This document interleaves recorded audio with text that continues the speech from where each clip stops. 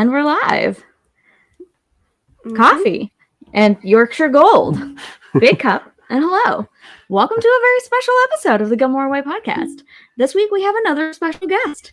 He was supposed to be our first, but Emily Carota was just clamoring to talk to us and just beat him out. So here with me is fellow YouTuber, Voice of Geekdom, whose channel focuses mostly on the works of J.R.R. Tolkien and related properties. He also happens to be my boyfriend, and we watched almost every episode of Gilmore Girls together, so I'm very excited to have him here talking about my favorite show. Dan, why don't you tell the adoring fans a little about yourself? Yes, so I'm Dan. As you said, I have the YouTube channel Voice of Geekdom, which is not as active as it used to be these days, but yeah, I do a lot of content on Tolkien's works, and I have quite a broad sort of palette of interests and so on. So I'm looking at bringing into other things onto the channel in the future, but primarily that's what I'm known for. And yes, I watched Gilmore Girls for the first time sort of starting last summer, and we finished it I think about 2 months ago now. January. Yeah. And it had been on my list for a little while, just from talking to you two, being your friends. And you guys used to talk about it a lot. Sort of, there would very often be like things that you would say in our D&D group that we all play in, and I would be like, I've got to watch this show because it sounds interesting. Because it's like there's a reference for everything in this show, seemingly. And I think I said that to you once, didn't I? Yeah, and my answer was yes. There's even a Ricardo Montalban reference from Miss Patty, which is Khan from Star Trek. Right. Yeah, I don't remember exactly that reference, but I'm guessing it references like Miss Patty's thirst for his impeccable pecs that he has. But... Possibly, it's in A Tale of Pose and Fire when she's answering the phones at the sort of like emergency computer setup, and they're trying to find places for other people, and Michelle is judgmental of the way she's talking on the phone. And she's like, I'll have you know I was Ricardo Montalban's assistant. I see. Okay. Yeah. Right. Anyway. Yeah. So yeah, that's basically my brief history with Gilmore Girls. Is I'm a new fan. I've just finished it recently, including the revival. And yeah, I really appreciated most of all the dialogue first, which I think I said to you when I was watching the first episode.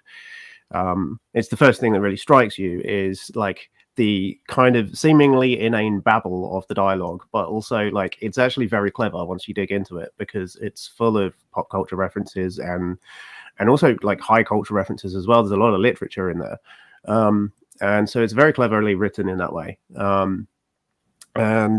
I really appreciate that about it. And as I've talked to you about it and watched your podcast that you've been doing together, I've started to appreciate more the themes and some of the sort of concepts that are there. But yeah, really good show, and I want to thank you for introducing me to it. You're very welcome. Thanks for watching it with me and sticking it out. Well, as we get started, we're going to just, do our normal basic highlights and our recaps. And I'll start off by saying that obviously, as you're going to see as we talk about the show tonight, Gilmore Girls is very much a show that is known for its heavy, brilliant usage of pop culture references, which is what we're going to be dissecting. And we're going to be talking about the nerd aspect in a particular subset of those references this evening, because all three of us are huge nerds, in case you couldn't tell. So we're going to focus on all of the nerd properties: Lord of the Rings, Harry Potter, Star Trek, Star Wars, comic book characters, and even Dungeons and Dragons, which may or may not appeal to some of our friends who are here. Chime in, you guys. We know you love it. So we're going to talk about all of those allusions and context, and just how everything breaks down, and how this show caters to nerds, how it doesn't, and how nerds are treated either positively or negatively by our writers. But before we get into that, always spoilers. This is a spoilers all podcast. And our flight plan for this evening has us making stops in Stars Hollow, Hogwarts, Middle Earth, Deep Space, Forgotten Realms, New York City, and who knows where else where we might land tonight. So passengers who want to avoid any of those places should disembark now, and we'll see you on the flip side next Friday. And if you could smash the like and subscribe, drop a comment, chat with us as we go this episode, and just share this video. It really helps us out, and we always greatly appreciate it. All right, let's dig in. Since it's this, I can't talk anymore. That's why we have the second coffee. Second coffee. Yeah, but what about second coffees? Second coffee was like 12 hours ago for me, so let's go. Yeah. So I've had conversations with both of you about the function and impact of cultural references on the show before, and you both gave different and almost opposing answers. Dan pointed out that there's almost like a gatekeeping aspect to the cultural references. So many lines are in-jokes that you only get if you've seen the movies that they're referencing, and it can make it feel maybe inaccessible to some. But Laura, you and I have had conversations about how they can broaden our horizons and introduce us to aspects of pop culture and media that we may not have known before. So I'd like to hear from both of you on those aspects of the references. Yeah, well, I think I did use the word gatekeeping at one point early on when I started watching it, as a way of sort of thinking about how the show does definitely have a lot of references that require a certain degree of knowledge of whatever to appreciate. There's one that we watched with that one character at Chilton who makes the reference to the Untouchables in that one scene, which I burst into hysterics watching that together because I love that movie. The Untouchables with Kevin Costner as Elliot Ness and Robert De Niro as Al Pacino. And it's a reference to the scene where Al Pacino is at a meeting with all of his like mafia sort of lieutenants, and he beats somebody to death with a baseball bat. And what's the character's name? It's Brad. Brad. When it's in Back in the Saddle again, when they're doing the business project. Right. And so he says she doesn't have a baseball bat, does she? When Paris is like circling the table and menacingly like issuing her ultimatums to people and bossing everybody around as she's known to do. And yeah, I burst into hysterics watching that scene because it just I immediately made the reference, but you'd never seen that movie before, and you were like, "What are you laughing about?" And you're like, "It's funny, standalone," but yeah. I didn't have the context of the movie it was from, and so I was like, "Oh, well, like then it falls flat a little bit for you." So yeah, not a nerdy reference, but it illustrates the point really that it requires a certain amount of kind of, I don't know, cultural literacy. Yeah, exactly. And so it's not gatekeeping is the wrong word really. I don't know why I said that in that way, but yeah, it's definitely an issue in terms of trying to get into this show. But it cuts both ways, I think. So I don't necessarily disagree with anything that Laura may or may not have said about the way that the pop culture references are used, but I'd be interested in hearing her take on it. So yeah, I mean, just not even with this show, I'll say just from an on the whole perspective, when I personally am consuming media, whether it's television or film, I try to go into it without that mindset because I know that there are always going to be things that I don't know and that I'm not aware of. And so if I close myself off from it, it just disinhibits me from being able to learn any new knowledge or pick up any new cultural references. And I know I came to this show much earlier than Kate did as a 14-year-old. So I was missing out on so much of those references because I was young, because there were things that were going over my head, because I was not as culturally aware or as sound as I was now. But it didn't deter me. I think if anything, it kind of just motivated me to want to learn more and to, at that time, Google, like, what does that mean? Where does that reference come from? How can I learn more about it? And even with things that I don't know now, when I still encounter that same sort of problem, for lack of a better word, I don't feel like it inhibits me. I feel like I just want to always know more. So I'm encouraged to find out more about what is the writer of this content trying to allude to, and let me learn more about it so that perhaps I can open myself up to a television show or a book or a film that I didn't know more about. And by doing that, I've been able to come across so many different platforms and great works of art that I would have never realized otherwise, which I'm personally am grateful for. So I don't think that it was Amy and Dan necessarily trying to close their audience off from just understanding what they're trying to say in that way with the writing. I just think that they knew that these are how these two characters speak. This is how Lorelai and Rory communicate. This is always how they have communicated. I'm not going to change that to cater to an audience. If anything, I just hope that it encourages my audience to want to know more for themselves. And that's what it did for me. And then I think I can't speak for them, but I think that might have been their hope for anyone who was watching. So I would hope that it wouldn't come across as a diminishment or gatekeeping in any way. I can absolutely and certainly see how it could be a deterrent, but I don't think that's what they were leading with. And I just hope, again, that no one is put off by it and that they're just willing to expand their minds and their knowledge base if they don't know something that's being brought forward in the show, to learn more about it. Yeah, I feel like we're being set up here for like some sort of argument. And Stephen, this is live for those who don't know. Stephen, our friend Stephen from Here Be Dragons in the comments here is trying to start a fight. But I actually agree with everything you said there.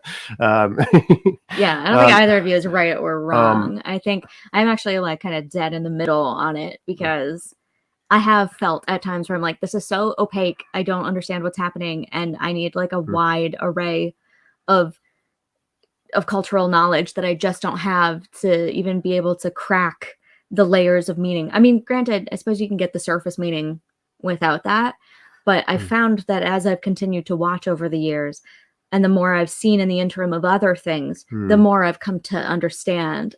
So, you know, and I tend to agree with Laura, where I was egged on to do that work basically by the show, where I'm like, I want to watch this so that I can understand what they're saying here. Yeah. But I can also see how I don't want to say it's overused necessarily, because I think that is part of the charm of the show, is how much is in there. But sometimes they speak in references when they maybe don't need to. It's just, yeah. Well, it's part of Lorelai and Rory's kind of personal private language to one another, to talk in that way, isn't it? Yeah. And you can see how Rory's picked it up from her mother, and they both do it to each other. Yeah. And then when other people are involved, they don't understand it. And maybe that's who I'm speaking on behalf of when I say some viewers might feel excluded from that language, but I think that's intentional. Yeah. And maybe when I made that comment, which you referenced, I didn't appreciate that at that point, because it was very early on in my watch through. Yeah, it was quite early, I think. That's I think why I said it felt so gatekeepy. It is because it is their private way of communicating, basically. But that's important to those characters, and it's important to understand about them. So. Yeah, I don't think it's either right or wrong, but yeah, I definitely have found that I understand more now, like especially watching Godfather over Christmas. I understand so many more references now. Yep. Like take the cannoli. It's like taking a ride with Clemenza. Like I get all these references now. And there were plenty that I got before. I actually probably got more of the political references than I did the pop culture ones. But yeah. So I guess that leads us into the next question, which is, you know, what are the differences that are notable between sort of like the regular pop culture and the nerd culture? Because there's quite a bit of nerd culture. Like how are the references treated, and how do the characters treat other characters who seem to have a nerdier bent to their interests? I'm going to defer to our guest, because okay. Yeah. It's interesting. Yeah, I think maybe we have some disagreement on this, because we've talked about this a little bit off camera. I feel as though, take Lorelai, who is pretty much our main character, I would say. or one of the two main characters, certainly, at least. She does belittle nerds quite a lot. Like there are lines where she's definitely making fun of people for being kind of nerdy, or for there's a classic one where it comes out when Mia comes to town, and she drops the bombshell that Luke used to be kind of a Trekkie and used to wear a Star Trek shirt out and about in Stars Hollow before Lorelai turned up in town when he was a kid. And she mercilessly mocks him for it for the rest of the episode. But watching that, I feel as though that's like her like love language. She's just flirting with it, basically.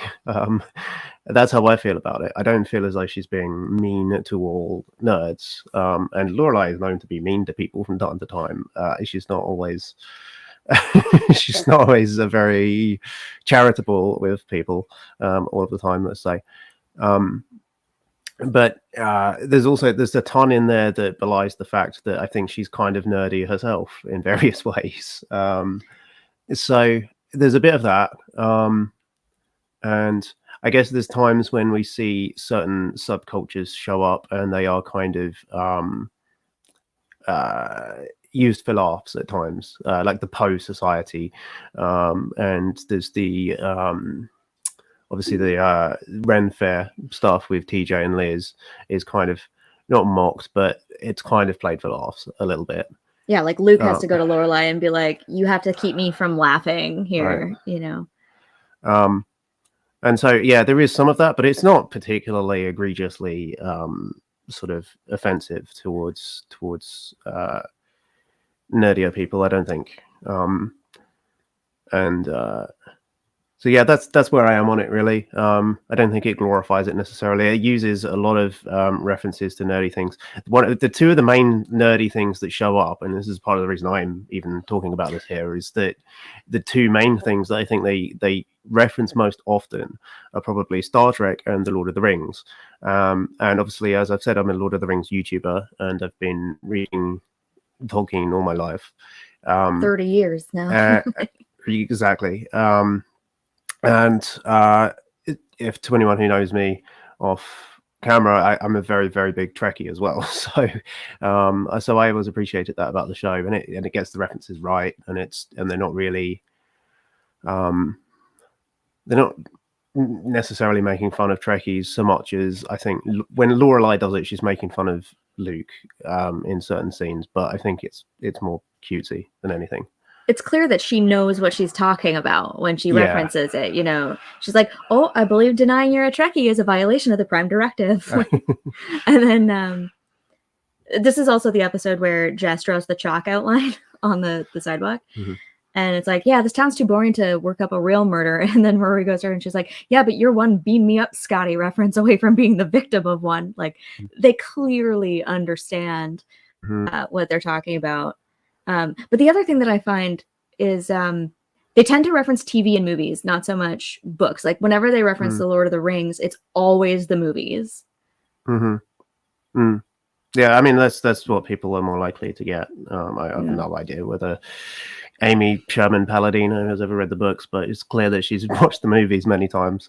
There's even a joke in there about the DVD extras from the Lord of the Rings movies. It's just that fat guy talking about the artwork. Yeah. Like, ouch. And when I say Lorelai is known to be cruel, like people that are overweight is one area where she's not always very PC or open-minded about, let's say. And that's the writers, unfortunately. But I don't really feel like they're, being ugly towards nerd culture ever, really. Right, Laura, any different thoughts on how nerds are treated or nerdy properties? I think Amy, she does it well. I think she understands the content that she's tackling. She's not dropping in lines within the writing obnoxiously or in a way that she's not knowing what she's speaking about. She may not be a super fan or a super nerd in the way that some people within those certain fandom bases are regarding whatever it is that she's speaking to. But she's not doing it like in an ignorant way where she's just coming across as banal. and basic. And again, I think if anything, she's just encouraging more forthright and more knowledge pursual when she does drop those references. So I appreciate that she inserts it in the writing, because again, this is how our Gilmore women talk. If she didn't do it, I would feel like it's almost a disservice and it's dishonest. So I don't have any qualms with what she does at all. I think the writing is brilliant in that way. Yeah.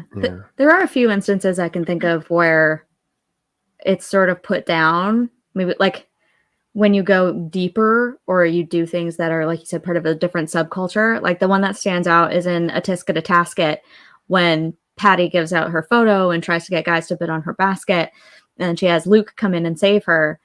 And, you know, she turns to the guy who almost got her basket and says, "I'm totally into Dungeons and Dragons. You skated," as if like being into Dungeons and Dragons was like something to avoid.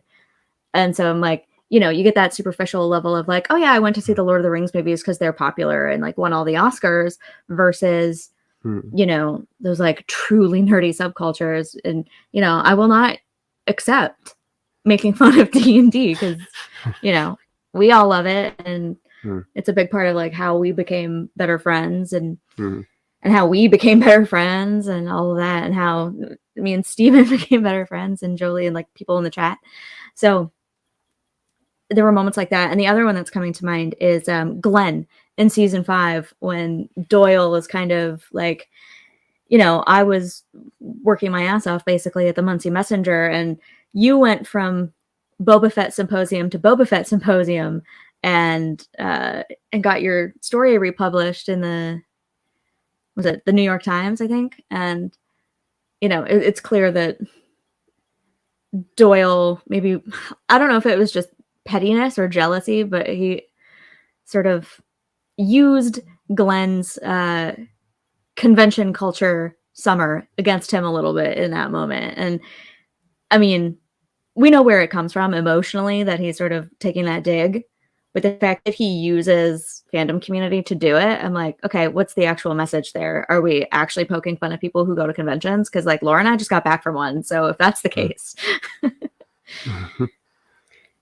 I mean, what do you think is the importance of we there's always a talk about representation within modern day pop culture and content. And I feel like a lot of that talk about representation comes from perhaps a racial perspective, which it should, because that is so important and should be at the forefront. But let's not also dismiss the need for representation all around, and for people to seek out like nerd or geek representation. Do you feel like this show does that well? Does it not do it well? And how do you think it could have improved on that if it fell short at all? I think it fell short a little bit.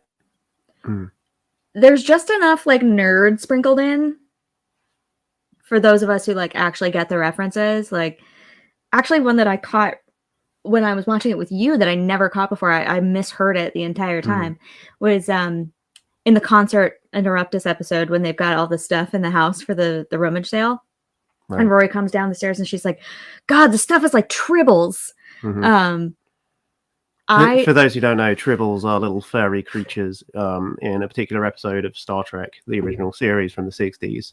And they make a little purring noise, and kind of they infest the entire ship. So that it's a reference to a particular episode of Star Trek. And so like it's good to see those things and to understand them, and to see that there are people who watch, you know, the original Star Trek from the 60s, even though it's cheesy AF, in a good way. Most of the time, sometimes. And that said, I don't know if there's like enough of it. Like I said, it's sprinkled. It's just sort of skimming that surface of like, oh, hey, I'm seeing references to other things that I like that aren't maybe like mafia movies or yeah, it's a nerdy show in as much as it's nerdy about lots of things. You can be nerdy. You can be a sports nerd. You can be a nerd about gangster movies. You can be a nerd about whatever. It's It's anything And you're it's- passionate about and like intellectually obsessed with. And so the denseness of the way that it uses different references is, I think it's nerdy in its own way across the board, but it's not all about what we would consider classically geeky. It's all over the place. And so I finished the thought there, I think, for now. But Yeah, Stephen makes a good point in the chat about gender representation, and I'm thinking of it sort of overlapping with nerd representation. And we do see Lorelai and Rory making some nerdy references, but then you get characters like Dean, who's a big Lord of the Rings fan, and Glenn, who's a big Star Wars fan, and it's like Lorelai and Rory skate over it a little bit, and so we see them making so many references, like you said, that we don't take them as being nerdy, but that just makes me think that it's like mostly the men who are portrayed as sort of more classically nerdy, which is a stereotype in itself a little bit. I would agree, but you make me think of that moment when Suki and Lorelai are hosting the children's birthday party, and I feel like that's probably the one and only moment that I can think of where we do get a crossover with gender representation and nerd representation, where she has this cute little girl come up to her and say like, oh, I was told that only boy hobbits can go on adventures.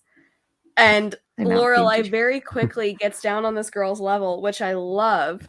And she's just like, well, I don't know who told you that, but like, let me tell you, girls can go on hobbit adventures too. And they do it in heels.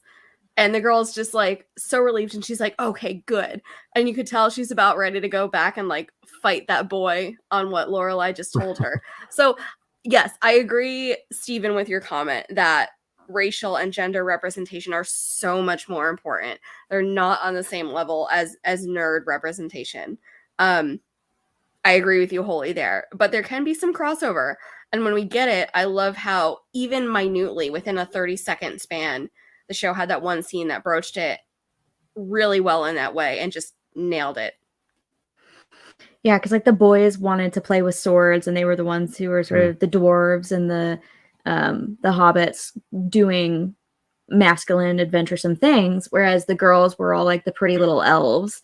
So in the costuming, you can see a little bit of that gender stereotyping and whatnot. But I'm glad they at least touched on it. But it is, like you said, 30 seconds in 7 seasons plus a revival of moments that even hint at, females in fandom. But yeah, Steven's right. I suppose, we nerds should take what we can get with all of our superhero movies and all of our major fantasy franchises. Yeah, we're doing okay. We're doing all right, I guess. But, there are probably some representation issues within those as well, not to mention the debates around them. Not naming any franchises in particular, but it's out there. So that's a good question. Yep. I want to say, let's start breaking it down, maybe fandom by fandom, in terms of what references came up, because there are a lot from a bunch of just Harry Potter, Star Trek, Star Wars, Lord of the Rings. Where do you want to start? And I just let's start breaking them down. So pick a fandom and let's start talking about them. I think we should start with Lord of the Rings because tomorrow's Tolkien Reading Day, and that's kind of why I scheduled this particular special episode when I did, and it just happened to work out that he could be here, and it works nicely. So let's start with that and dig into that. So I think the first reference we get is it when Dean mentions wanting to watch? He calls it Lord of the Rings, but it's Fellowship of the Ring. Based on the timing of the episode. So I think it's like Rory and Dean negotiating, like, hey, let's watch Lord of the Rings again. The show came out right around the time when the Lord of the Rings movies came out, didn't it? So yeah. That makes sense. They're also, I think, owned by the same company, right? So this is a Warner Brothers thing. So that's probably why Lord of the Rings comes up so often, I think. Yeah, that's a good point, actually. The meta side of things where rights and all that, because they reference other things, but they are very explicitly able to use the marketing from these movies in the episodes. So that's a really interesting thing to catch is that ownership. Yeah. yeah, you wouldn't have gotten the episode The Hobbit, The Sofa and Digger Styles if that wasn't the case, because they use actual footage from the movie in it, don't they? So yeah, the Tolkien estate's kind of litigious sometimes. So the fact that they use The Hobbit right in the title of the episode could have gotten them in some hot water if they didn't have the rights. So that's kind of an interesting point. Yeah, there's so many good references just sort of peppered in. We already kind of touched on the one from season 3 where they're talking about it's just the drawings and the fat guy talking in reference to Peter Jackson. Zach actually makes at least 2. Zach Zach's also a pretty big Tolkien nerd, apparently, or Lord of the Rings nerd. Dude, chill out about your freaking 11sies.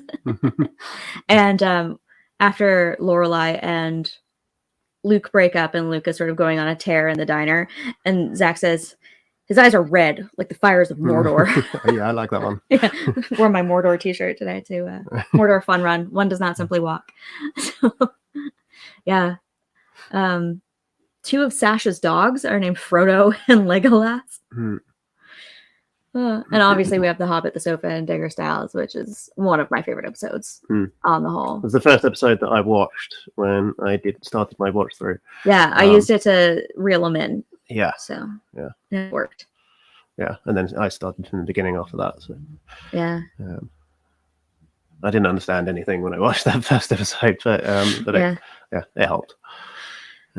Yeah, I think one of my favorite references, and we'll talk about like our overall favorites from all of them, is in season 4 when Paris is mad about Janet's boyfriend being there all the time, and she calls him like Andre the Giant, and she's like, last time you sat on our couch, your mesomorphic frame carved a 4-foot crater in it. I felt like I was sitting in a bucket. Kids were skateboarding up and down it. Gandalf the Grey is still falling down it. It's a big hole. I love that one. The brilliant reference to the opening scene of The Two Towers, where Gandalf is still falling down the chasm in Moria. Yeah.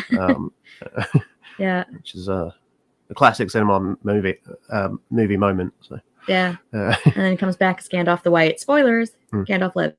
And then another personal favorite is when they're in the mall and Emily's having her freak out and Emily's trying to get her to buy shoes, and she shows Lorelai his beautiful pair. She's like, mommy wants my precious. I love that one. It took me a minute to like actually realize what she was saying and who she was referencing. Actually, I met Andy Serkis at the aforementioned not jealous at all. Yeah, at Toronto Comic-Con this past weekend. So very fitting time to be talking about Gollum. Mm-hmm. What are some of your other favorites, or any that you didn't like?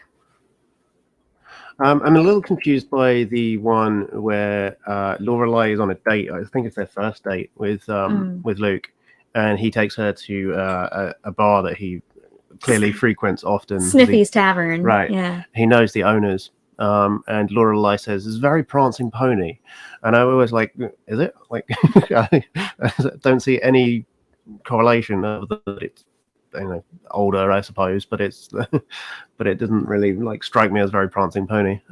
She just says it because she's in babbling mode, I suppose. But yeah, but like again, they just have to insert a reference to something there.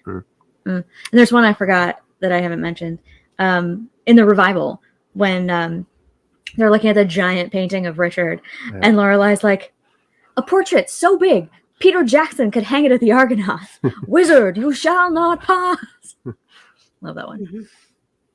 Yeah, I like that one. Yeah. Yeah. Laura, you haven't seen all the Lord of the Rings movies, right? No, I admittedly did not fall into that fandom in the same way a lot of people did. And I don't fault it for anything, but not everything is going to be for everybody. And it just didn't capture me in the way that other fandoms did. So that's fair. I just have to be transparent about it and say that there's not much that I can say there, because it didn't speak to me in the way that perhaps other series or cultural references or just media did. So, and that's an interesting point too, because I've like, when I was, I guess 12 or 13, my best friend at the time made me watch the first movie, and I hated it. I didn't feel like sitting there for 2.5 hours watching a movie. I was hungry. I could smell food wafting down from upstairs. I had no idea what was going on. And yeah, I thought I hated The Lord of the Rings for years, but then I revisited it later. And so I found that, you know, different things will speak to you at different points in time. And so that's also going back to the conversation about, you know, just exploring different things as brought up by the show. Like, you know, maybe a couple years ago, if I had watched The Godfather then, it wouldn't have spoken to me. And I would have been like, I hate this movie. Like, why did I spend 3 hours of my life watching this movie? Well, frankly, I think I would have not enjoyed the Gilmore Girls show when I was a teenager, for instance. You know, I don't think it would have been my thing, but tastes broaden and change. So. Yeah, exactly. So that's part of the greatness of the show, is that it does help you sort of expand your palette a little bit. But I find, like, even making friends with nerdy people, like I had Harry Potter as a bit of a gateway drug, shall we say, to fandom. And then I moved on to Game of Thrones from there, which is how I met most of you guys and my friends. And I really branched out from there. I've really only started getting into this nerdy stuff in the last couple of years, and I hadn't even seen the rest of the Lord of the Rings movies until 2 years ago. So, and then I ended up with a Tolkien nerd. One of the biggest Lord of the Rings nerds you'll ever meet. Exactly. And so it's funny how that kind of stuff shifts over time. But speaking of Game of Thrones, Laura, any Game of Thrones references that piqued your interest in the show? All of them. There's a couple of big ones in the revival, isn't there, that I remember? Oh yeah, because it wasn't out. It wasn't out. Well, the books were, but again, show. Yeah. Yeah, I mean, I can't pinpoint one because, again, I will say, like, I'm so sorry because I know I'm speaking to two huge Tolkien fans and Lord of the Rings fans. So I feel like I don't feel like you should ever have to apologize for not loving a fandom or a book series or a movie series or a cultural subset. I've loved Lord of the Rings since I read the book, since it came out. I have always tried to introduce friends to it. I've had some friends who I've tried to introduce to it who are just like, Laura, I'm just no, like, I'm not, this doesn't do it for me. It didn't alter or change our friendship. And I feel like it's really important to never take that personally. Not everybody is going to love everything, and that's okay. And I think that's also a really important takeaway for anybody, for any nerd, so to say, to just have in their back pocket that people are going to love different things, and they may not love what you love, but that's still okay. And you can still appreciate and listen to what they love and listen to their passions and hope that they're likewise going to do the same. Tangentially, what was the question? Well, you're wearing a Watchers on the Wall t-shirt, so throw us some Game of Thrones references from the revival.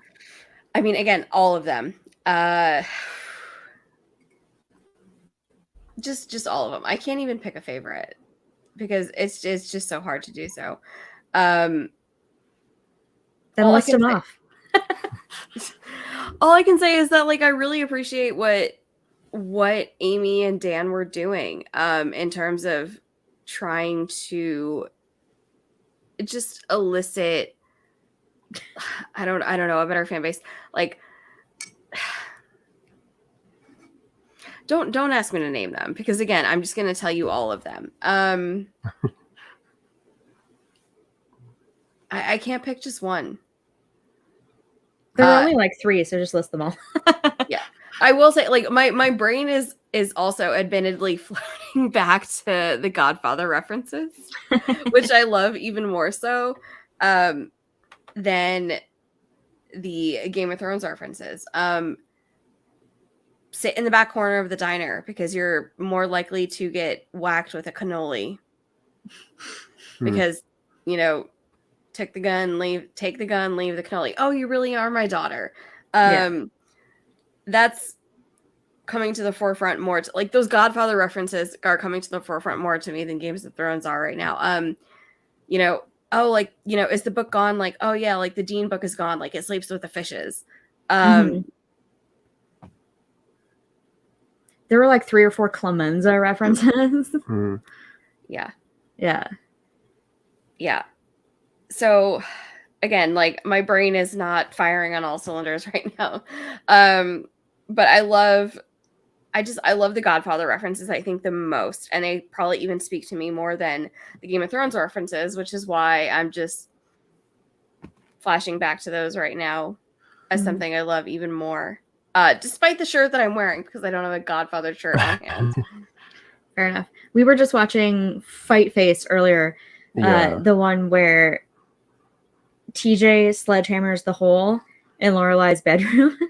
And then Luke comes up with this scheme to like get him into a car and garrote him from behind, like in The Godfather.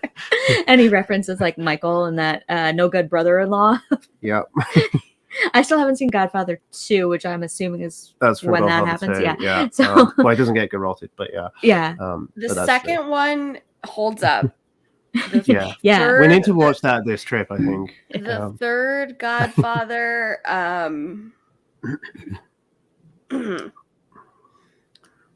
it's okay. Fair enough. Yeah. On Game of Thrones, I've just been looking up from our doc.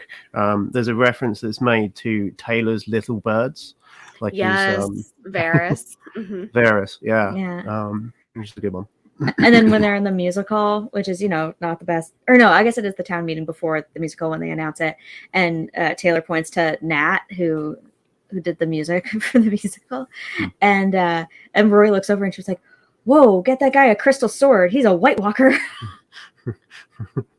And of course, when they're sitting by the pool and the boys they've hired to like hold their umbrellas for them refer to Rory as Khaleesi. Oh, that's a good one. I love that. What about like there's a lot of superhero references too. Any of those stick out? Or there's also some people from like obviously we met Sean Gunn this weekend, and he was in Guardians of the Galaxy and some of the Thor movies with the Guardians. So are there any particular like superhero references that grab you? Not a particular superhero, but I just think of the line where it's like, oh, it's like every Marvel movie ever. You're probably just gonna forget it. I'm glad John's not here right now. Yeah, he'd probably roast us for that. But yeah, it's like a subtle dig as like a crucifixion of Marvel, which well, John would like that line. He would laugh at that. He would love it. I don't fault the line. Like the MCU was not perfect. Is anything perfect? No, nothing is. One thing that stands out to me on the superhero thing was that there's a lot of Wonder Woman references, and I feel like that's deliberate, and it's part of the kind of feminist leanings of the sort of themes of the show in general. So I think there's probably a reason for that. Yeah, like they refer to Rachel as Wonder Woman because she liked, to climb things and jump off cliffs and all that kind of stuff. I also loved how they alluded to the 80s iteration of Wonder Woman, and they didn't really, I mean, obviously when this show was being written, Gal Gadot, who did a phenomenal job as Diana, I don't fault her at all. I think she did beautifully with that. But we didn't have that at the time that this show was being written. So they defaulted to the 80s Wonder Woman that they had. Linda Carter, yeah. Yeah.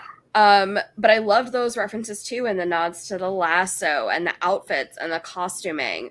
So again, it just speaks back to too where I think of like, if you're not familiar with Wonder Woman or any of that universe, like I would hope that when those references are coming up that it encourages the audience and the viewer to go back to the soundboard and look it up, and then maybe that's how you discover Wonder Woman and how you discover the current Wonder Woman and then DC and the current DC universe and all of those crossovers.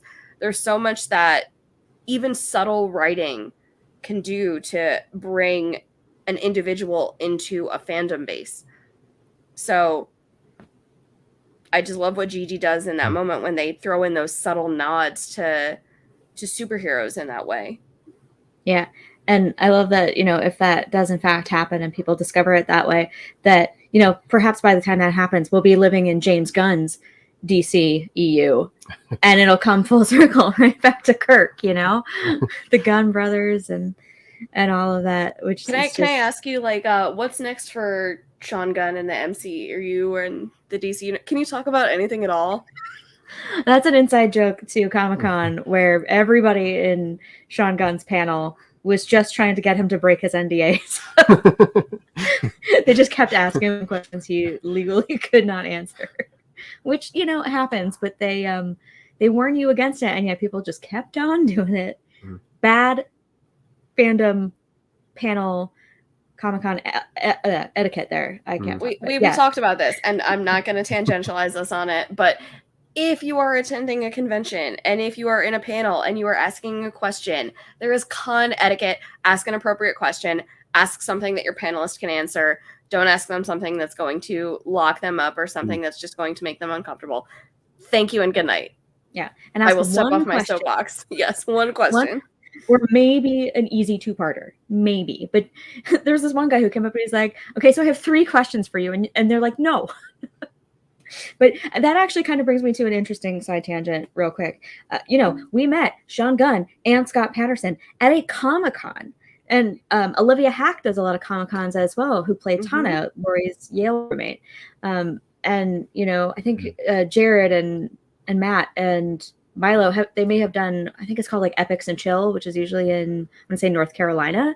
So, there are these fandom conventions that are no longer just for super nerds and Trekkies and people who are into Star Wars. I mean, you get a lot of those people, but it's full of people who are really into anime and well, for big enough fandom properties, they have their own conventions that they go to. So like Trekkies go to Trek conventions, etc. But the Comic Cons are huge now, and they're for everybody and for anything that's people are interested in seeing. So I think geek culture has kind of influenced the mainstream in that sense, because it's become more than just for us nerds these days. But yeah, it was great that there was a couple of Gilmore Girls people there at Toronto Comic Con, and I'm slightly more jealous of you meeting Gollum in person, but but I did get his autograph for you. You did, so I'll forgive you. Yeah, good, thank you. I'm glad that I have been absolved. But yeah, I love that. That the actors love to do these Comic-Con circuits. Scott especially really makes an effort to go to a lot of these events to engage with the fandoms, because that really is where you just get to let your flag fly a little bit on whatever it is you love. And so we went, and I wore my Mrs. Kim Disapproves t-shirt and this t-shirt actually I wore this the day we met Andy Serkis. And yeah, it's great that it's broadening and that more people are starting to come into the culture, and that, maybe Gilmore is a part of that. Maybe it has been a gateway instead of a gatekeep to a lot of people sort of being like, what are these movies that they're referencing? So yeah, anyway, going back to the Wonder Woman references. Yeah, I think you're right. I think it is intentional, but there's one particular Wonder Woman reference that I really like in Love and War and Snow, when Emily's like, so when are you getting here? And Lorelai's like, gee, Mom, I don't know. Let me see. Black eyes, treacherous roads. I guess I'll just put on my red, white, and blue leotard, grab my golden lasso, and fly the invisible plane on over.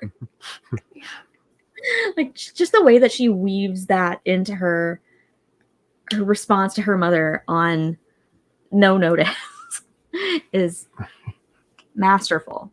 My babbling skills are infinite. Yeah, they really are.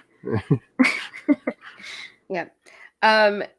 If you guys don't have any other immediate Wonder Woman references or anything that you want to touch on, I want to move us on to, and I think another just fun conversational topic that perhaps some people who are here in the chat with us might be even able to weigh in on a little bit, and move us forward to some D&D talk.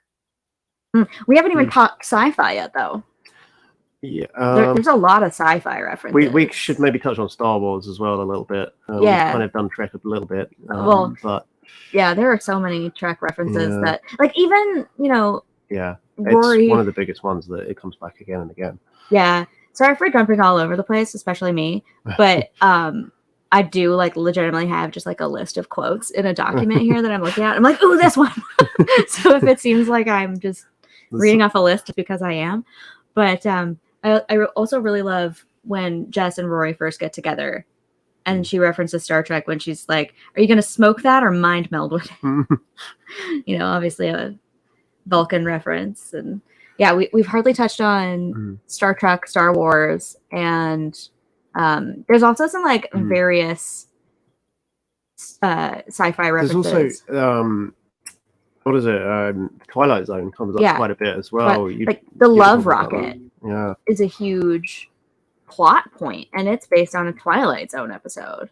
So I find it funny, like how many little ones. Oh, the Danger, Will Robinson. Yeah, I wanted to make that point. On the topic of Star Trek, the episode that I talked about earlier, where it emerges when Mia comes to town, it emerges that Luke used to be a Trekkie as a kid and used to wear a Star Trek T-shirt all the time, and he just like protests that his favorite aunt wanted him to wear it, and Lorelai's not having it, and she just rips him for the rest of the episode. In that same episode, in the cold open, there is a scene over the dinner table at the Friday night dinner where Rory is talking about doing something nice for Richard. Oh, doing the painting, like sitting for the oil portrait. That's right. Yeah, it's that one, isn't it? Yeah. And Lorelai is trying to stop her from committing to this because she's like, "Don't get involved in this. No, stop." And she says, "Danger, Will Robinson," which is a reference to Lost in Space, which is a 1960s sci-fi show which was on at the same time as Star Trek. It was basically kind of a competitor to Star Trek. And then later on in that same episode, she's making fun of Trekkies.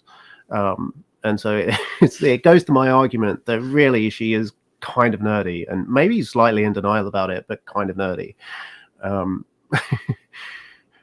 Yeah. And then there's another reference that's just sort of general sci-fi that's both of one of our favorites. When Luke and Richard go golfing, and Luke's trying to come up with a hobby, and he's like, "Oh, I'm into reading." Yeah. And he's like, like, what have you been reading lately? And he's like, Dick something, science fiction writer, something Dick something. And then Richard's like, I don't know. I'll search for Dick on the internet, see what comes up. Oh, I just love that so much. Oh, there are Ghostbusters references coming out the wazoo, which is great because Melissa McCarthy was in the 2016 reboot. So I feel like that's a fun sort of like full circle thing where. Yeah, I wanted to love that reboot, especially because it supports women taking the forefront of roles that were always given to men. And I support that general concept. Please don't get me wrong. But that reboot, and it was so sad too because it was helmed by a Reitman. But it fell so flat. And I don't fault Ivan or Jason, and I don't fault any of the women. But you're trying to compete with an OG Ghostbusters movie, and it was going to be like they set the bar high.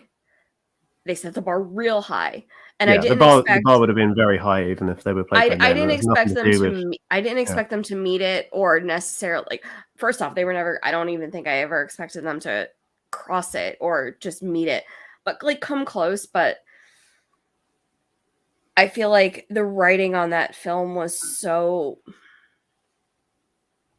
ineffeminate in a way, where you have a leading cast full of brilliant comedic women and you didn't give them enough to work with, and they could have done so much more had they just been given substantial writing and plot. That's neither here nor there. So yeah. But I think it goes to all these points of like, Gilmore Girls was sort of a feminist show, and it was kind of part of an early feminist awakening. Feels like the wrong word, but in fiction like this, and sort of part of that larger phenomenon of trying to center stories on women, and the debate about whether, just slotting a woman into a man's role and not doing anything different is enough for good gender representation and good reimagining of characters like that you mentioned. And so I think it is a bit of a tangent, but it's not at the same time. It kind of hits all these topics as well. But Dan and I were talking the other day about a particular Star Trek reference, and I thought he brought up something really cool. So I'm going to lead him into a little bit of that. But so in Emily in Wonderland, Lorelai and Luke have this conversation where she says she doesn't know what's going on in Rachel's head because she's not a Vulcan, but the way that she talks about you and the way she smiles when your name comes up, like, I'm pretty sure she's serious about staying in Stars Hollow. And I thought you had a really interesting take on that. Did you want to share that? Sure, I can. I kind of have to now, don't I? Whether you want to or not is a moot point. Yeah. So Lorelai says, "I'm not a Vulcan. I'm not in her head," which is a reference to the telepathic power that Vulcans in Star Trek have, which is they have this ability to do a mind meld, which is where they they put their hand on somebody's face like this. My mind to your mind, my thoughts to your thoughts. Yeah, we've been watching Star Trek together. I've got her into it. Yeah. And the way that a mind meld works in Star Trek is that it goes both ways. So your minds literally merge together into one kind of psychic construct, and you share all of your thoughts and feelings with another person. It's like a very, very intimate sharing and merging of the mind. And I thought that was an interesting reference in light of, and this is like totally deep cut and tinfoil of me to even think of, but but it's interesting in light of the way that at the end of the season, Rachel says to Luke, I don't recall the exact lines, but she essentially says to Luke, "You're in love with Lorelai. Hurry up and tell her." And we know what happens there. But but I thought it was interesting that they used the mind meld as a metaphor in light of the way that a mind meld works. And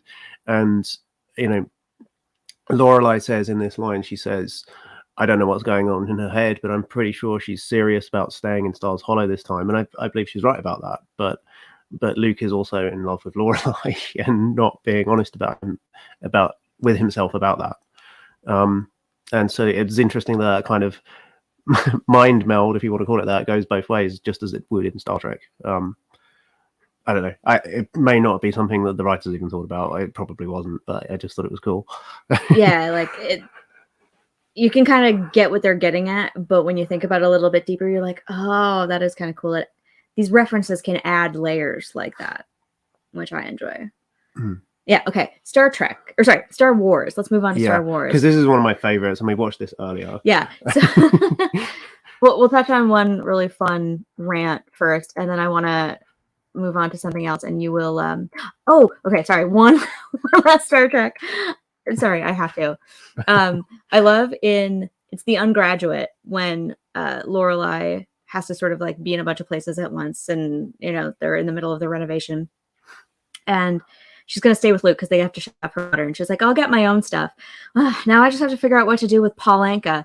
I've never left him alone so late before, and he might start doing that howling thing the neighbors are so fond of, but well, that's okay.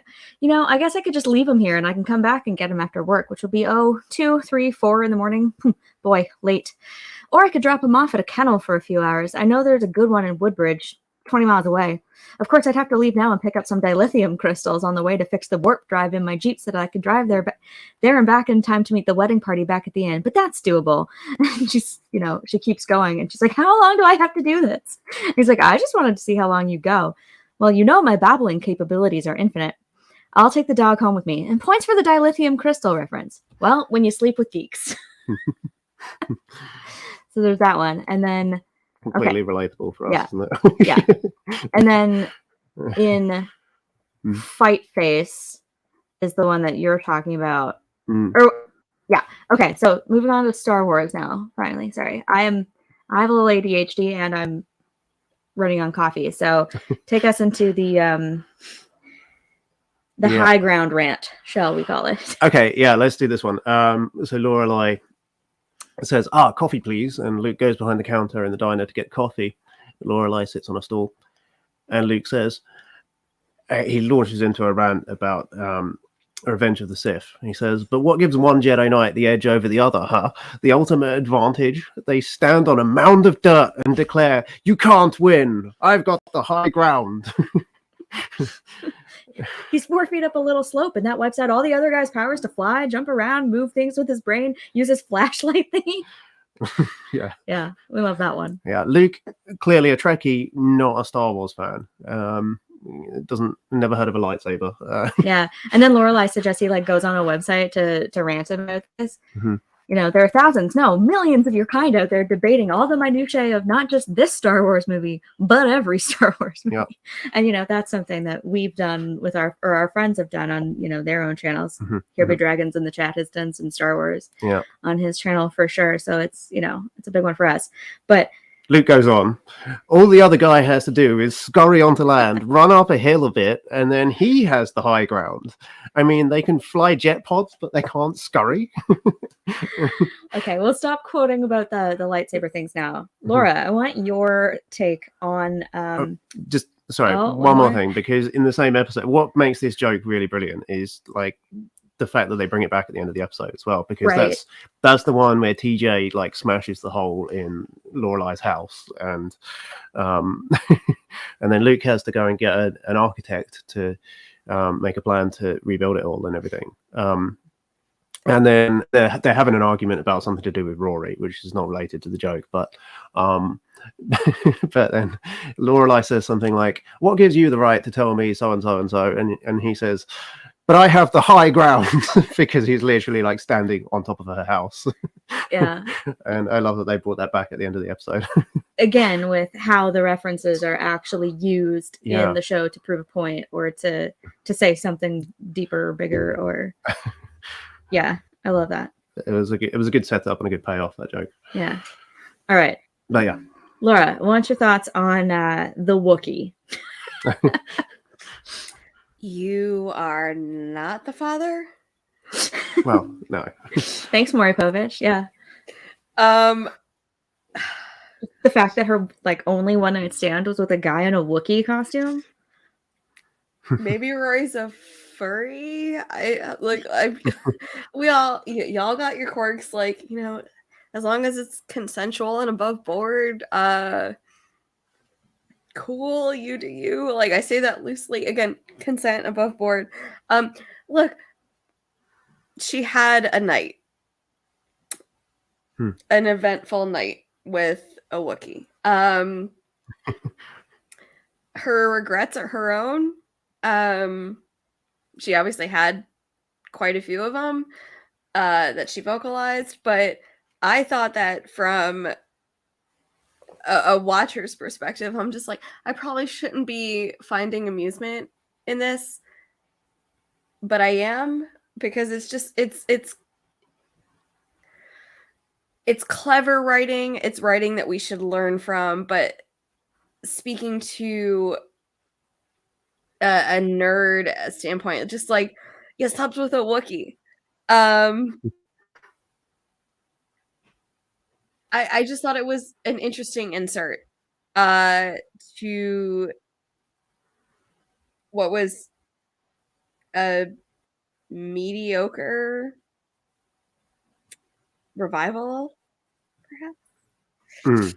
Yeah, it's a highlight to not the best yeah moment in Gilmore Girls history, I think. Do you have a take on why Amy would have put the only one night stand Rory has in a Wookiee costume specifically? Do you think she's trying to say something with that?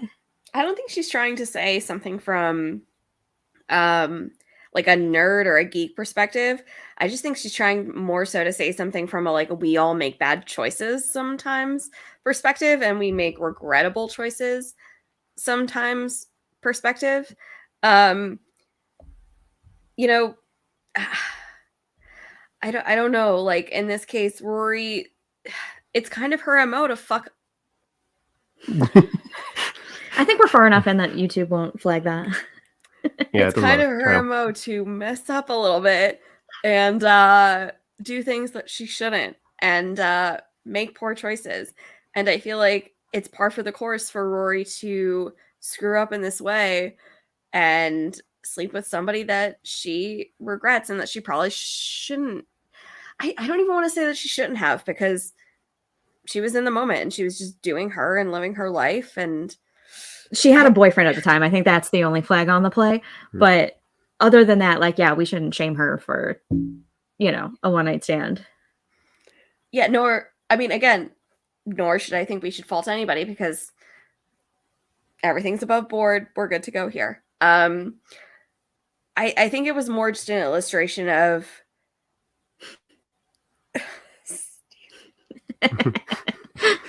Well said, Stephen. Very eloquent. I think it was just more a case of us. There it is. I think it was just more an instance of them trying to highlight that Rory is a very flawed individual and she's not perfect. And that's something that I feel like the fan base always gets so wrong about her, and something that we've talked about so much in the past, where we put her up on this pedestal and we say that she's perfect and that she's done no wrong and that she's sinless and gracious and holier than thou. And that is the exact opposite of what Rory Gilmore is. And I think that throughout all throughout the first 6 seasons that Amy was present and active in the writing and show running, I think that's what she always tried to teach us and show us, was that no, Rory is not. And it is egregious that the fan base is constantly just saying like, no, we'll bow to her and we'll create a shrine to her. And she's done nothing wrong ever, when Amy was constantly trying to beat that down with a stick. So I feel like maybe the Wookiee was just her trying to really, you know, hit that nail home in the coffin, just to be like, what do I have to do to you folks to make you really realize that, like, she's not, and I need you to finally get it and not worship her in the way that you have. Maybe this was her way of doing that. Yeah, I have a slight issue with the fact that it happened to be one of the guys from the lines waiting to get into a fandom thing instead of like the Crodo cake guy. You know what I mean? Like, they had to sort of make the butt of the joke someone who was enthusiastic about his fandom and was like trying to be part of a community thing. And no, Stephen, just to answer your question, unfortunately, she was not wearing the gold bikini. But yeah, so she was there to report on a story, wasn't she? I think. Yeah, she was set up there. She was reporting on the lines, right? And so she met these people, and they went out for drinks, and then she slept with the guy in the Wookiee costume. And then later, when she has that interview with Sandy Says, she's like pitching the story of, girls who go to Comic-Con to get laid, and Sandy's like, oh, you mean loser girls? And Sandy was really condescending about it. And so I'm like, I just really hope that she wasn't trying to take a dig at, cosplayers and people who are enthusiastic about going to events like that, because that was kind of my takeaway. I don't like, again, I could be alone in that, but you could have picked something else or someone else, and you had to sort of, again, like I said, make him the butt of the joke. So, yeah. All right. Shall we spend the last 20 minutes or so doing D&D? I think so. All right, start us off, Laura. So one of the things that we've talked about extensively, and that I want to bring up now, which is, I think, just prevalent and at the forefront of just encompassing different fandom bases and nerdoms, is relating our characters to D&D alignments and seeing what we feel like they would best match up as in terms of characters and races and everything like that. So we encompassed a full list of our characters, and I don't think we conclusively agreed on everything. We might have had some overlap with agreement, but I just want to, in general, I think it's good to close this out with this episode, giving a rundown of who we feel aligns where and how they would exist in the D&D world. So I'll say let's kick us off with our G&G women, and we'll start with Lorelai. in the D&D universe, what is she? And Steven, anyone else in the chat, please feel free to weigh in. My take on her is draconic bloodline sorcerer because she has high charisma and thick skin. That high natural AC. The shots just bounce right off. Yeah, high charisma and high intelligence, I would say. Yeah. She's But her magic is from her charisma. yeah, probably. Yeah. I can't do better than that. I think she's definitely probably chaotic good as well, I would say. Yeah. I always say to this question when people ask me what's your D&D alignment, I always say, because I find it funny, I always say chaotic. Yeah. And I kind of feel like that's true of Lorelei for sure, but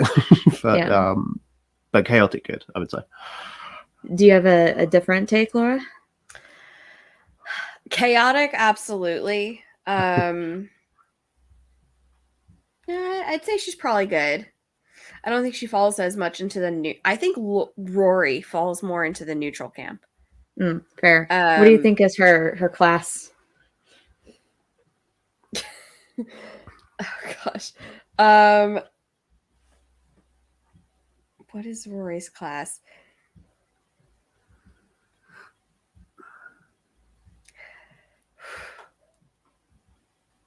That's a great question. I feel like she's neutral. Perhaps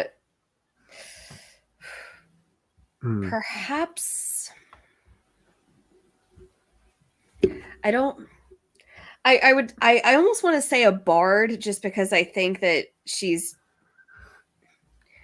and I don't want to equate this to bards, but I feel like Rory is lazy, and I feel like she's just one to sit back in a fight and just be like, I'm just gonna be here when you guys need me, but in the meantime, I'm back here chilling, which is not a bard, but bards are meant sometimes to be support systems. I don't know. Well, we're led to believe that she's read every book ever, so maybe College of Law Bard would make sense in terms of 5th edition Dungeons and Dragons, I would imagine. I feel like whatever class you put her in, whether it's a bard or whether it's a wizard, I feel like she's always going to be the one that is going to hang back at the edge of a fight and at the edge of the battle and just be like, I'm here when you guys need me. But until then, I'm just going to sit here and look pretty. Yeah. I think she maybe leans more toward wizard simply because that's reading and study is how wizards acquire their powers. So that was, but I could see it as a bard too. And she's also really into music. And, she gives a few speeches here and there. She probably has a high performance, if you will. And high charisma like her mom. So I could see bard too. I think she scores higher in intelligence than charisma and very low in wisdom, basically. Very low. Stephen, all study and no wisdom. Yeah. I want us to be able to cover all of, or at least most of our Gilmore men. So I want to lead us there, but I also want to make sure that we touch upon our patriarchs and our matriarchs. Emily Gilmore. What Ice dragon. Yeah, this is what I like. White dragon. She's some kind of dragon, and I think white dragon makes the most sense. Like she's not a PC. She's a monster. Yeah. And dragons. What about Richard? Whoops. Yeah, he's a hard one. Yeah, I did have some. Because Richard is a character that has many different faces, actually. And so maybe like some kind of master of disguise. I'm not sure where that fits. Or maybe even like a rogue. He has a bit of a roguish thing going on. And he's very into like business and capitalism, making money. There's a few moments where he's literally kind of tricky. Yeah, he is somebody that would definitely take deception. Okay. Skills. Who do you think, because I'll say this, and maybe I'll transition us to this person. Who makes a better rogue, Richard or Jess? Because I would absolutely all day, every day peg Jess as the superior rogue. Well, he's got that sleight of hand. Yeah, he's definitely a rogue. Yeah. I think Jess would be a better rogue. Yeah. Like, I just think he'd have a better stat block, shall we say. Whereas Richard's one of those, like, I don't even know how to classify him, but yeah, that he takes the deception skill for sure. And persuasion. I think Richard probably has a high persuasion. Richard or Stephen saying mastermind rogue. And Jess is a thief. Yeah.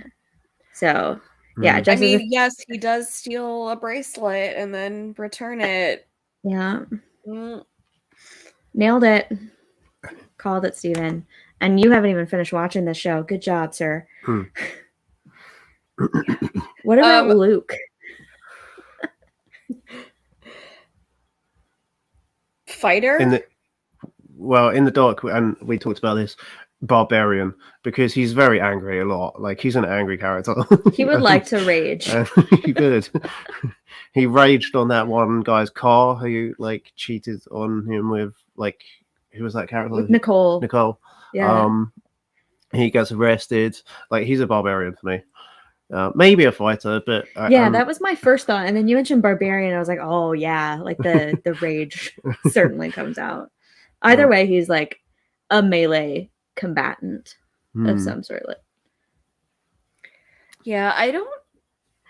Ooh, I can see him being innately angry when it comes to things with Lorelai, but on the whole, I don't feel like Luke is an angry or quick to anger or rash judgment individual so much.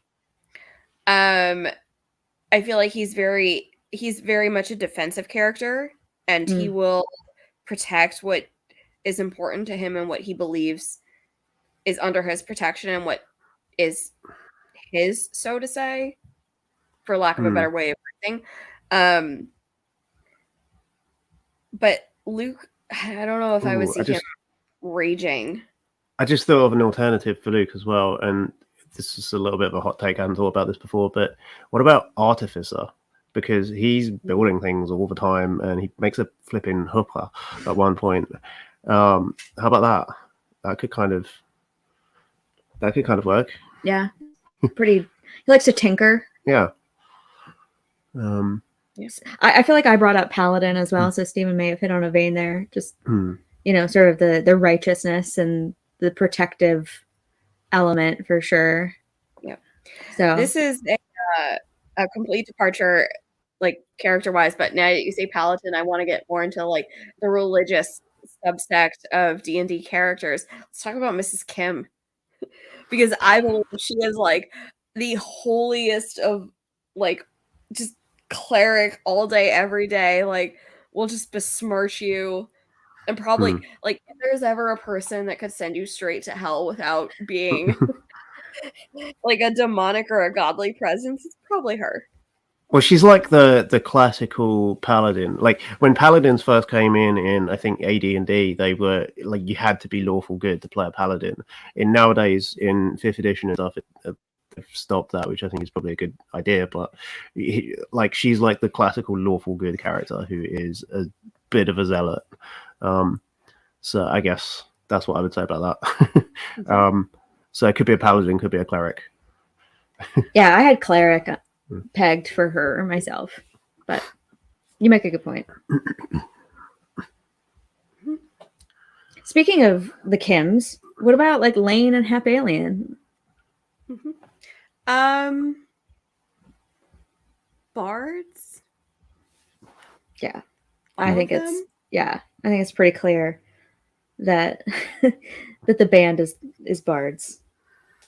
Yeah. But what college? I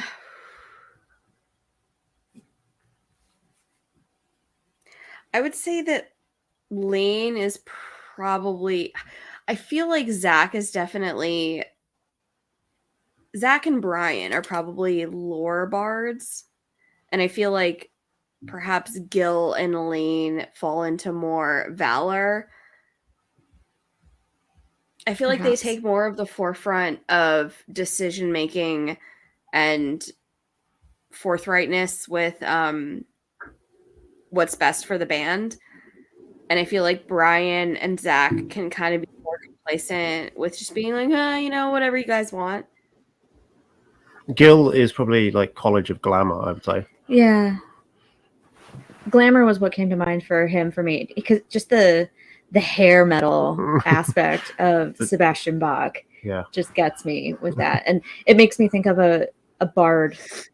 Although I guess he was College of Swords, I think. I played a bard in a 3-shot campaign where he was like a rock star, and his magic item, or his what do you call that? His spell casting focus. Yes, his casting focus was his guitar.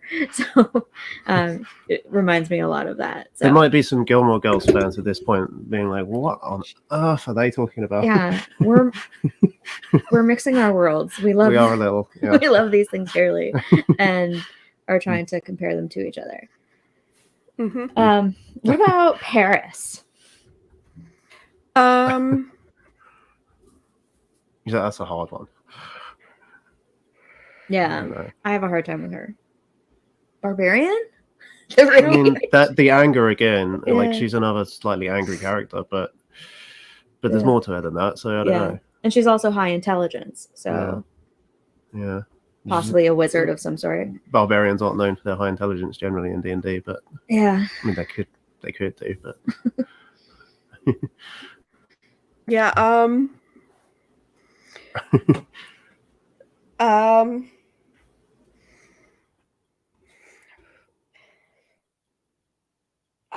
I just and I would almost even say like an intelligence based something, because Yale and Ivy's and yeah. Mm-hmm. Yep. What about Logan? Dan, give me Logan. Logan, probably maybe Warlock by the end, because he's kind of sold his soul by the end of the show, by the revival a little bit. So it could be that, or it could be, I don't know. He's maybe College of Eloquence bard, because he's a bit of a smooth talker a lot of the time. That seems to be something that he's quite a prominent part of his character. So yeah, maybe a cross-class, multi-class. Yeah, I can see those things. I think Mitchum is also probably a warlock. Yeah. Super powerful. Yeah. Actually, he probably is the patron. You know what I mean? Yeah, possibly. Yeah. Yeah. Yeah. He's an archdevil. That's what he is, honestly. Yeah. But Ooh, what about Dean? I'm like, who are we missing? Dean. Paladin, fighter. Paladin or fighter, yeah, probably. Again, he has a lot of the same characteristics as Luke. Yes. Yeah. So, who else were we missing? Miss Patty is the horniest of all the bards you've put in our notes here, which I have to agree with you there. We've gotten most of the main ones. Jackson, we haven't talked about, or Suki for that matter. Yeah. Jackson, I suggested a druid because he's always growing things and so on. And Suki, I don't know, maybe a cleric of like the food domain. Is there a food domain? No, there isn't. Yeah. But if there was, she could be. She could be a cleric and like take proficiency in cook's utensils. That's the one. One of my characters is a giant tiger who gained his magical powers through like a cataclysmic event, and because he's a cat, his main like thing that he learned how to do was cook. So I like to, take some inspiration from Suki on that. Sometimes I'm thinking of like, how he would try to fish from the stream and like make something fancy out of it. Yeah. Yep. So, what character are we on? Any other characters? Kirk, we haven't talked What about about. Kirk? I don't know what to say for him because he has so many different jobs. Bard, jack of all trades. Yeah, Jack of all I suppose. trades. Yeah, if you want to peg a bard as being a jack of all trades, then that's what he is. Yeah. Yeah. He can do it all. Mm-hmm. He can do... Like, he performs, I you don't know? feel as though he's a high charisma character necessarily. Well, I think he is in the sense of, like, having a strong force of personality. Maybe. There's a little bit of a performance in him, isn't there, I suppose, but... Like, and we've got magic to do when he does the Journey of Man. And the maypole scene where he's yelling at Chrissy. He's like, "Nice maypole, Patty. I call it a maybe not pole." Mm-hmm. What about some of our I hate saying minor characters, but minor characters of Stars Hollow? Micah has been summoned from the ether. Minor character. Babette. Yep. Druid. She has animal familiars. Yeah. Druid or ranger. Rangers have animal companions, don't they? I don't see her with a bow. No, probably not. I see her She's as more also like magical. she's also very protective in nature. I think like of her just calling all of the consulates when Lorelai and Rory didn't come home on time, and she's just like, "I called everybody. Where were you?" Yeah. Yeah, except for she shouts that line because she shouts all of her lines. But yeah. But I would expect nothing less from her. Caesar, that's another minor character. I enjoy Caesar. Caesar's a great character. I really like him. I'm really excited to hopefully meet Eris Alvarado someday. Rogue? I don't. Perhaps. I mean, he's always hiding in the shadows, isn't he? So. Yeah, he just sort of pops out when you least expect him, and but he's like the friendliest of all rogues because I feel like his MO is kind of like just always being like, "Hey, how's it going? You want pancakes?" I just feel like his attitude is so roguish in terms of like, you know, when Luke is away, he comes up with cold bananas and chilaquiles. You know, he sort of slides in under the radar to take over a little bit when Luke's in Philadelphia. What about Gypsy? Oh, Artificer. Yeah. Yeah. That's what my brain went. You said it for me, but yeah, I would say so. Or, yeah, probably. Ooh, I'm going to flip this around and ask, like, do we have any monks? Not really. No. I don't think so. That's a tough one. Where would you peg Madeline and Louise? I feel like they're familiars. Again, I don't know if they're PCs. If you are watching this and you've never played D&D or listening to this and you've never played D&D and you somehow just still made it through all of this, thank you for one. Thank you. Yeah, a familiar is like a kind of like magic creature that you can have as like your pet. Basically, wizards have them a lot, and you can make them do things for you on your behalf. And I feel like Paris kind of, you know, like I think at the time that she has Madeline call Rory to get her PSAT scores, like that feels like a familiar type thing for me. You could also argue Bard for them because of like the general thirstiness level of those characters. Yeah. But I don't know. Yeah, I don't want to sink us in the sand too much with this, but I keep thinking of people. One more maybe, Brad. Also a bard, high performance. Yeah. Definitely. If you don't play D&D, you should go play D&D. But I thought this was like a fun exercise in sort of like taking characters and looking at them through a different lens and like seeing how they might slot into, you know, this other framework that we use to create character, because D&D is fundamentally a role-playing game. And, you know, role-playing and acting have a lot of crossover. Yeah, I mean, they cross over where improv lives, basically. So exactly. You can talk about it. Yeah. It's kind of like a little bit of an odd way of looking at this show. And if I wanted to, in a role-playing game, recreate Stars Hollow, Dungeons & Dragons is not the system I would use for it. But yeah, it's cool. Yeah, I think they're, like, you know, pop culture and D&D are both so driven by character, literally. So I thought it was kind of interesting to see it, how they. As we're broadcasting this, the D&D movie just came out as well. So. That is true. That's true. We'll probably go see that in a couple days. Mm-hmm. So, crossing those loves of movies and D&D. Any final thoughts? No, I think we've touched on everything that I would have wanted to cover on this episode. What about you guys?